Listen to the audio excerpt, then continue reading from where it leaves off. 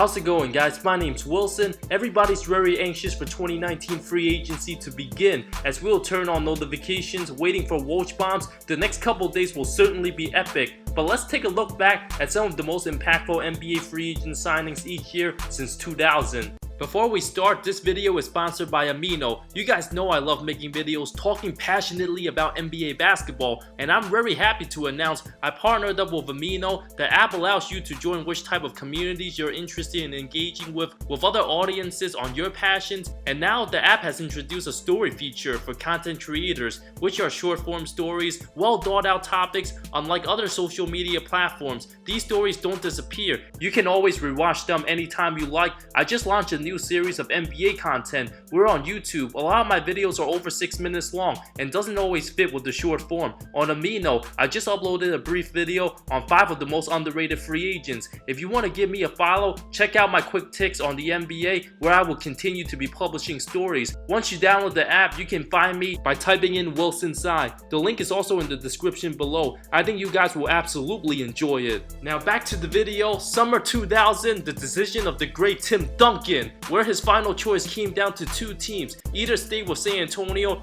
where he already won a championship in '99, or take his talents to Orlando, where he could have teamed up with Grant Hill, who the Magic recently signed. They also ended up signing Tracy McGrady as well later that same free agency period. It was a closer decision than anybody realized. Former Spurs teammate Bruce Bowen explained, when Tim came to meet with Orlando, he asked if his family can come on flights and travel to some games, and head coach Doc Rivers at the time stupidly said no. That lost Tim Duncan, where that decision would have altered the entire landscape of the entire Eastern Conference and the whole NBA. Duncan ended up winning 4 more rings with San Antonio.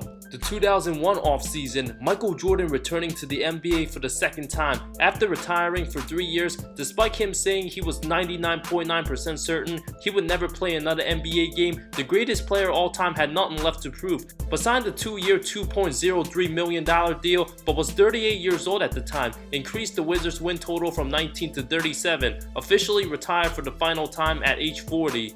Summer 2002, Chauncey Billups to the Pistons, who became the Pistons starting point guard after a 6-year $35 million deal. The Timberwolves stupidly let him walk away for nothing. Billups eventually became the leader of the 2000s Pistons teams, helping the team win a title his second season. Also appeared in 6 straight conference finals with the franchise. Pretty much every season Billups spent with the Pistons. Summer 2003, Gilbert Arenas to Washington, who just completed his second season in the league, was a second-round pick selected by Golden State, so he signed a 2-year deal after he was drafted in 2001, was a restricted free agent, accepted a 6-year $65 million deal with Washington, the best decision Ernie Grunfeld ever made. Agent Zero helped the Wizards franchise for a couple seasons, became a 3-time All-Star, brought a lot of joy for a hopeless fan base before his knee injuries betrayed him. Summer 2004, Steve Nash to Phoenix on a 5-year $65.6 million deal, where the point guard was already 30 years old. The duo of him and Dirk Nowitzki was amazing to watch, and one of Marc Cuban's biggest mistakes was refusing to match the offer. Since Nash wasn't getting any younger, the 6'3" point guard under head coach Mike D'Antoni changed the entire landscape of the NBA, giving us a taste on how the game would be played years later with their 7 seconds or less offense. Nash literally went from a good player to a superstar overnight with Phoenix, won 2 MVPs, and got everybody contracts from Joe Johnson to Quentin Richardson to Amari Stoudemire. The best decision the Suns franchise ever made, despite never winning a championship. Summer 2005, Joe Johnson to the Atlanta Hawks. Thanks to Nash, Johnson had his best season with Phoenix, averaged 17 a game as a restricted free agent. The struggling Hawks gave him a 5-year $70 million offer sheet. Johnson even told Robert Sarver to not match the offer. A huge blow to the Suns, was forced to do a sign and trade with Phoenix, getting Boris Diaw, 2 first-round picks. That turned out to be Rajon Rondo, who Phoenix gave away later on, and Robin Lopez. Summer 2006, the 28-year-old Jason Terry smartly resigned with the Mavs, agreeing to a 6-year $57 million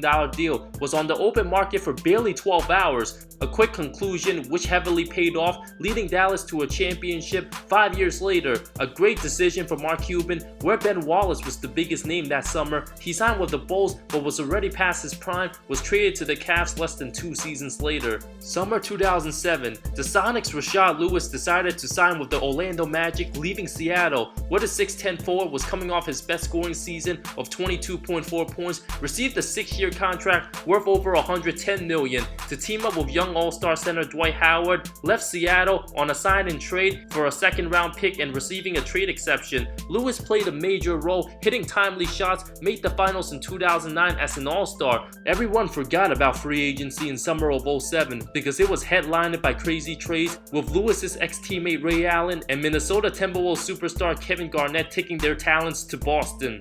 Summer 2008, where not one single free agent made a significant impact in the positive way that helped their teams win a title. The best ones were the Nuggets signing J.R. Smith, since he did help the team advance to the Western Conference Finals in 09. Andre Iguodala returned to Philly. Josh Smith back with Atlanta, Luol Deng stays with Chicago, but there were some awful ones we'll always remember, like the Gilbert Arenas 6-year contract worth over $110 million. Baron Davis signed a 5-year $65 million contract with the Clippers, some of the worst all time. Summer 2009, the Lakers were signing Lamar Odom and getting Ron Artest from Houston. Fresh off a championship, the team let Trevor Ariza walk where he signed with the Rockets. Artest earned a 5-year $33 million deal with LA, paid off big time, hitting the biggest shot in Game 7 of the finals, helped Kobe and the Lakers dethrone the Celtics. Summer 2010, the decision of LeBron James. Free agency wasn't like what it was in previous years. Before James announced his talents to South Beach, it was the most anticipated summer to date in the NBA, since nobody had any idea where LeBron was actually going. D-Wade and Chris Bosh were also free agents,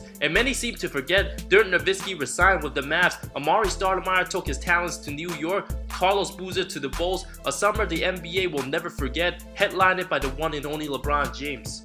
Summer 2011, Marc Gasol, where Memphis matched Houston's offer as a restricted free agent. Gasol will lead the franchise to 6 straight postseasons after the contract, including a conference finals appearance in 2014. While David West signed with the Pacers, led the team to 2 conference finals as a good role player, Tyson Chandler brought some joy for the Knicks. Those were the big signings in 2011. Summer 2012, Ray Allen saying adios to his Celtics teammates, joining their biggest rival, the Miami Heat, agreed to a 3-year $9.5 million deal at the tail end of his career, was absolutely huge in the finals, hitting the biggest shot of the century, sending Game 6 to overtime, down 3 games to 2, one of the greatest moments in NBA history. Summer 2013, the biggest names were Dwight Howard going to Houston and Chris Paul staying with the Clippers, but the biggest impact was Andre Iguodala. After an early termination option, the 29-year-old signed a 4-year $48 million deal to take his talents to Golden State, the team that knocked off the Nuggets in the first round. Iggy was also close to signing with the Mavs if the Warriors didn't make any progress,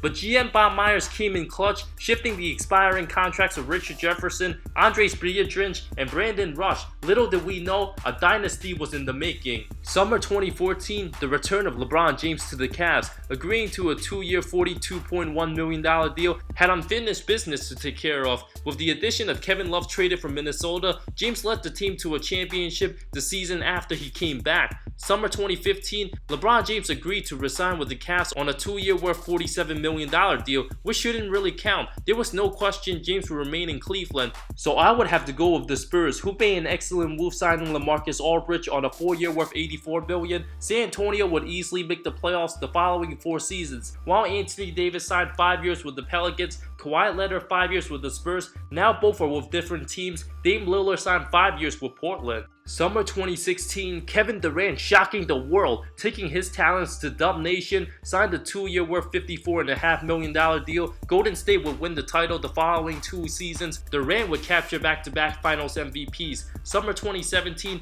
Golden State taking care of business, resigning Steph Curry to a 5-year whopping $201 million deal, which everyone saw coming, and Durant, who unselfishly took a pay cut to keep the Warriors core together, and JJ Redick's 1-year $23 million with the 76ers deserves a mention. Chris Paul opted into the final year of his contract, where the Clippers traded him for Pat Bev, Lou Will, Sam Decker, DeAndre Liggins, Darren Hilliard, Montrezl Harrell, Kyle Wiltshire, and a top 3 protected first-round pick, looking like a huge mistake for the Rockets as of right now. Summer 2018, LeBron James joining the Lakers, signing a 4-year worth $154 million deal. Now after getting Anthony Davis, James will look to make one last push for playoff contention, while Paul George shocked everybody by staying in OKC.